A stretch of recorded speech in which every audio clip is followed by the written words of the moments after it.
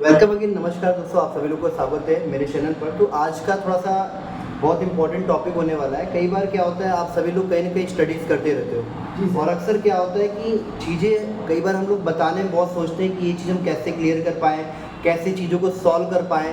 तो आज कुछ बच्चों से मैं कुछ क्वेश्चंस करूँगा और उनसे पूछूंगा कि उनको क्या ऐसी चीज़ की दिक्कत होती है कि चीज़ों को प्रेजेंटेशन देने में या बोलने में कितनी प्रॉब्लम होती है। तो उन्हीं चीज़ों के ऊपर हम लोग सॉल्यूशन को निकालने की कोशिश करेंगे अपने स्तर तक। जितना कोशिश हो सकता है उतना मैं शेयर करूँगा। हो सकता है आप लोग के लिए भी काफ़ी बेनिफिट करेगा। तो लेकिन ये बताओ, आप जब कोई भी चीज़ रीड करते हो या किसी प्रेजेंटेशन को देने की कोशिश करते हो तो अक्सर आपको दिक्कतें क्या आती हैं? सर हमें दिक्कत ये होती है सर कि आप जैसे हमको आप बताते हैं कि देखिए लड़की ये चीज़ आप ऐसे करिए तो मैं करता हूँ सर। एक दिन 2 दिन ऐसी चीज़ मैं करता हूँ सर। फिलहाल अब 10 दिन मना हमसे ये चीज़ आप क्वेश्चन आंसर पूछते कि इसका आंसर फिर से तुम जवाब दो, तो मैं भूल जाता हूँ। पता नहीं एक्चुअली मेरे साथ ऐसा क्यों होता है सर। ओके, आपका सूरज क्या क्वेश्चन है? मेरा सर ये क्वेश्चन है, जैसे कि मैं सर बैठकर कम लोगों के सामने मैं सारी बातें अपनी रख सकता हूँ, लेकिन सर अगर मुझे बोलते हैं किसी बड़े पैमाने में लोगों के सामने अगर बात करने को बोल देते सर, तो वहाँ पे हेजिटेशन होने लगता है, खड़े होकर बोलने में थोड़ा हेजिटेशन होता है सबके सामने। अमन, आपकी क्या दिक्कत है? सर हम तो एक्सप्लेन तो कर देते हैं सर, हमें एजुकेशन तो नहीं होता, लेकिन बात ये है कि सर हम बातों को एलिब्रेट नहीं करते। जितना डेफिनेशन है बस उसी डेफिनेशन के अंदर रह जाते हैं, उसको उस बारे में उसकी डिटेल और उसको एलिब्रेट नहीं कर पाते। बहुत बढ़िया। जैसा कि आप लोग देख रहे हो कि यहाँ पे जो बच्चों का है 3 तरह के अलग अलग क्वेश्चन हैं, तो आज उनको हम लोग सॉल्व करना सीखेंगे। हो सकता है आप काफ़ी लोग जो वीडियो को देख रहे होगे, आपका भी कहीं ना कहीं डाउट्स क्लियर हो जाएगा और आप इस चीज़ को अपने लाइफ पर यूज़ कर सकते हो। देखो, सबसे ज़रूरी चीज़ अगर मैं बात कहूँ तो डर, हम लोग के अंदर एक छोटी सी चीज़ का डर बना होता है। डर क्या होता है, पहले इस चीज़ को निकाल देते हैं ना तो समझ लो सब कुछ सॉल्व हो जाता है। डर का मतलब क्या है कि हमें ये लगता है कि अगर हम ये चीज़ बोलेंगे कहीं गलत ना हो, अगर हम ये चीज़ सामने वाले को कहते हैं तो ये चीज़ हमारी कहीं गलत ना हो जाए। अब दिक्कत क्या होता है, वो चल रहा है। दिक्कत क्या होता है कि जब हम सामने वाले को जो प्रेजेंटेशन देने जाते हैं तो अंदर क्या होता है, बहुत सारे क्वेश्चन रहते हैं। अरे अगर मैंने ये बोल दिया तो कहीं ये गलत न हो जाए, अगर मैंने ये बोल दिया तो कहीं ये गलत न हो जाए, मतलब दिमाग में इरिटेट रहता है। और जब आप प्रेजेंटेशन देने जाते हो तो आप बोल नहीं पाते हो। तो पहला आपका पॉइंट ये होता है, जो डर आपके अंदर बना। सेकेंड बात आती है सूरज, जैसे आप जब प्रेजेंटेशन देने जाते हो तो क्या होता है कि ऐसे रैंडमली आप बातचीत करो, वो चल रहा है तो देखिएगा वो पता चल रहा है। अब वो क्या हो रहा है कि आप पढ़ा रहे हो, मतलब प्रैक्टिकल 3-4 लोग, तो आप उनको जान रहे हो, पहचान लो, चीज़ें देख, सिस्टम सामने है तो आपने उस चीज़ को एक्सप्लेन कर दिया, समझ में आ गया। लेकिन जब आपके साथ काफ़ी लोग रहते हैं, आपको कभी खड़े होकर एक्सप्लेनेशन करना पड़ता है तो समस्या आने लगती है, चीज़ों को बता नहीं पाते। तो इसका कहीं ना कहीं ये मतलब ये कि आप प्रैक्टिकल तो कर पा रहे हो लेकिन कहीं ना कहीं उस चीज़ को आप फिजिकल यूज़ नहीं कर पा रहे हो। प्रैक्टिकल का मतलब है कि चीज़ों को जब तक आपके पास सिस्टम है तब तक आप कर पा रहे हो, अगर सिस्टम नहीं है तो आप नहीं कर पा रहे हो। तो पहली कमियाँ ये है कि हमें जो चीज़ें हम प्रैक्टिकल यूज़ कर पा रहे हैं उसको अपने दिमाग पर भी हम यूज़ कर पाए फिजिकल तरीके से, क्योंकि जो चीज़ हम कर पा रहे हैं वो चीज़ें हमारी फिजिकल बेस है। जैसे आप जो चीज़ पढ़ते हैं तो कहीं ना कहीं वही चीज़ें आपके दिमाग में बैठी रहती है, तभी आप उस चीज़ को एक्सपेरिमेंट करके सामने वाले को बता पाते हो, राइट। अब क्या होता है कि खुद का सबसे बड़ा डर होता है कि कहीं हम गलत तो नहीं बोल रहे हैं, कई चीज़ें होती नहीं। लेकिन सबसे पहली बात तो है कि अगर तुम बोलोगे ही नहीं तो तुम्हारा रिजल्ट सामने आएगा कैसे? तुम कैसे सामने वाले को एक्सप्लेन कर पाओगे कि जो हम पॉइंट बोल रहे हैं वो सही है कि नहीं है? क्योंकि एक चीज़ और हो जाओ, आज तुम मान लो बैठे हो 3-4 लोग से प्रैक्टिकल करके बता दे रहे हो, लेकिन कल के दिन में अगर किसी जॉब के लिए, किसी इंटरव्यू के लिए आप जाओगे और अगर आज तुम बोलने का प्रैक्टिस नहीं किए रहोगे तो क्या वहाँ पर परफॉर्मेंस तुम्हारा बेस्ट होगा? यही चक्कर होगा कि तुम जब जाओगे तुम उससे इतना बोलो कि सर मैं आपको प्रैक्टिकल बता सकता हूँ बट प्रेजेंटेशन नहीं दे सकता। तो पहली चीज़ आपको इस डर को पहले अपने अंदर से निकालना है। मैं अभी आपको बताऊंगा इस क्लास में कि डर कैसे निकालना है। अमन, जैसे कई बार ये होता है कि आप चीज़ों को बताना जब शुरू करते हो तो आप हर चीज़ों की मीनिंग नहीं बता पाते हो, एक्सप्लेनेशन नहीं कर पाते हो, पूरी तरह से प्रॉपर चीज़ों के बारे में बता नहीं पाते हो। तो रीज़न क्या होता है, हम रिसर्चिंग नहीं करते।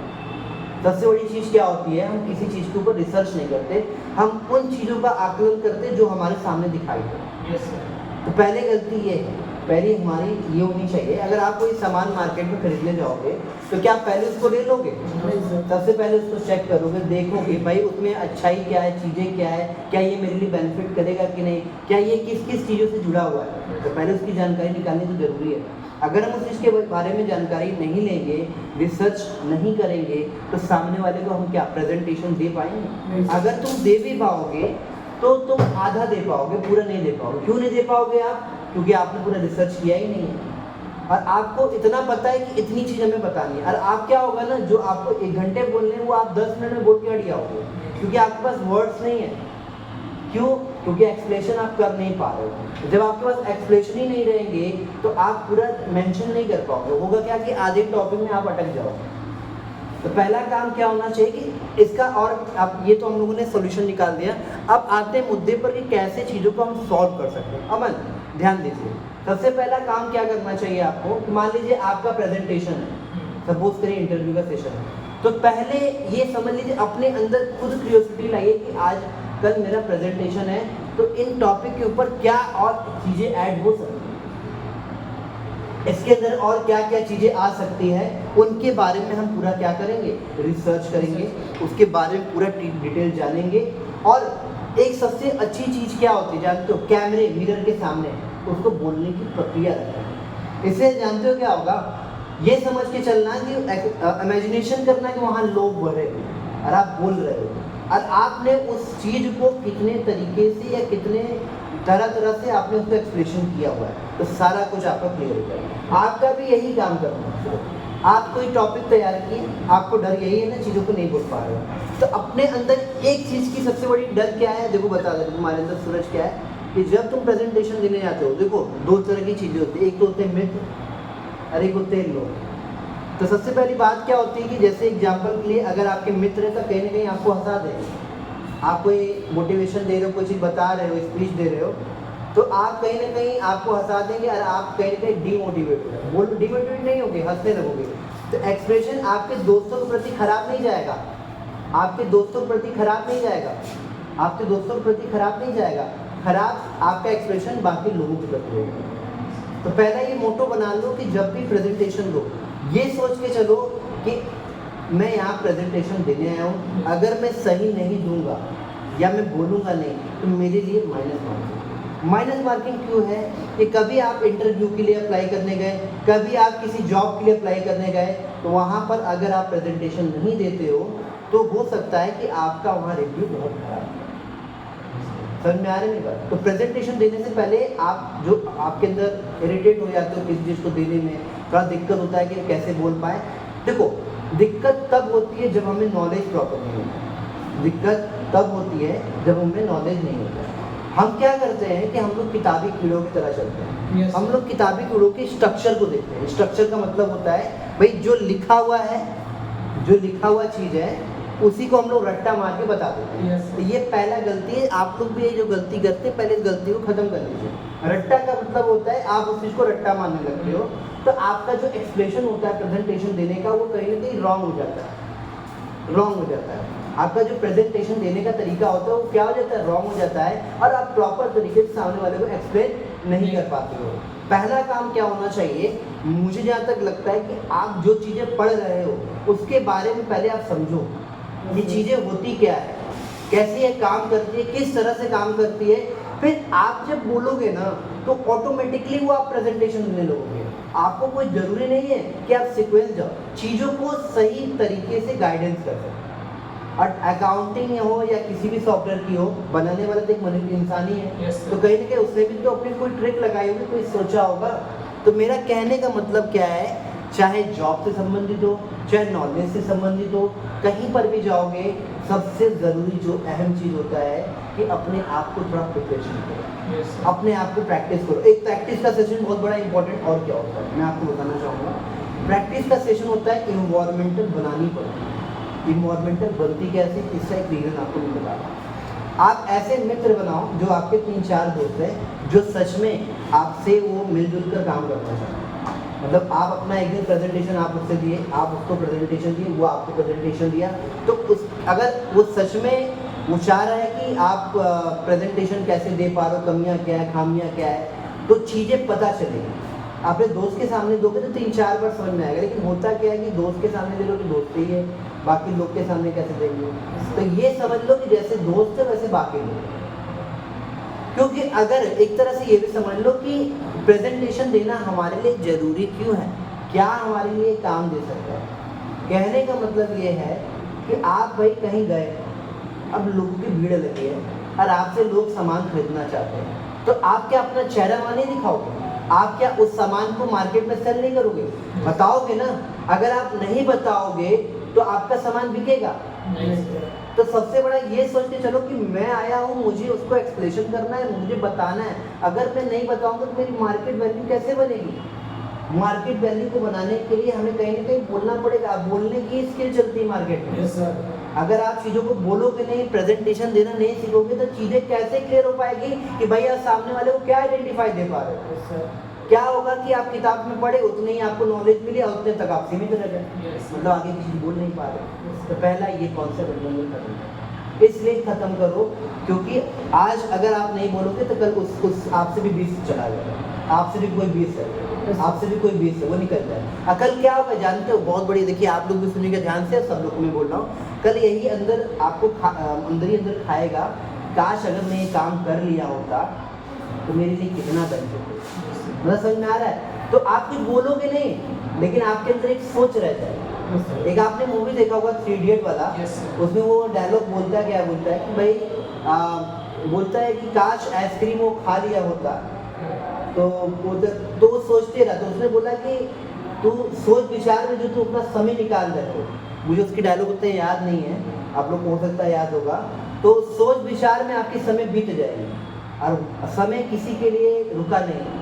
समझ में आ रहा है? टाइम बहुत तेजी से जा रहा है, हम आप लोग भी उसी जगह पर हैं, लेकिन अगर अभी हम लोग सुधार नहीं करेंगे, चेंज नहीं करेंगे तो आने वाले समय में भी हम लोग कोई चेंजिंग नहीं कर सकते। सबसे बड़ा सुधार का कारण है, और खुद का मतलब कारण ये होता है कि सबसे बड़ी चीज़ें है प्रिपरेशन। अब देखो एक बात ये भी होता है कि कभी कभी हमको आइडिया नहीं मिल पाता कि हम लोग तैयारी करें तो करें कहाँ से। तैयारी करने का तरीका क्या है? जो आपको टॉपिक मिला है, देखो पढ़ने का सबसे बेसिक तरीका क्या होता है, आप लोग भी सब लोग जानना। कई बार किताबों से बहुत सारी चीज़ें नहीं हो पाती, आप पढ़ते तो आपको समझ में भी आता है, लेकिन किताबों से बहुत कुछ चीज़ें क्लियर नहीं हो पाता आपको। तो बेसिकली आप क्या कर सकते हो? आज आपने टॉपिक सर्च किया, पढ़ा आपने, उसको ऑनलाइन पे थोड़ा देखो, एक वीडियो से नहीं देखो, 3-4 लोग की वीडियो देखो कि वो लोग बता कैसे रहे हैं, कैसे एक्सप्लेनेशन कर पा रहे हैं, कैसे चीज़ों के बारे में बता पा रहे हैं। थोड़ा सा तुम भी ट्राई करो, लेकिन हाँ उनकी प्रैक्टिस नहीं, अपने खुद की नॉलेज में सोचो कि भाई ये चीज़ें उन्होंने बताई कैसे और ये है क्या। देखो जब तक हमारा जो वाय होता है वो क्लियर नहीं होगा तब तक हम सामने वाले को प्रेजेंटेशन कैसे देंगे। अगर उसने उसी में कोई क्वेश्चन पूछ लिया, देखो कई बार लोग होते हैं क्वेश्चन ये पूछने लगते हैं, सर क्वेश्चन का आंसर क्या है। जब तक तुम खुद उस ऑप्शन पर क्लियर नहीं होगे तब तक उस क्वेश्चन का जवाब नहीं दे सकते।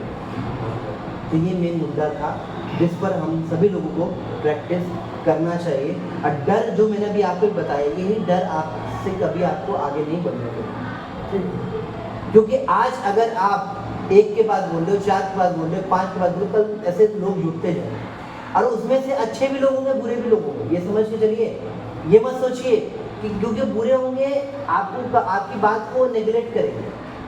हो सकता है आप अपने एग्जाम में कोशिश करो, नेगलेक्ट कर जानबूझ करें, ये डिमोटिवेट हो, आपको अपने आप में कंफर्म।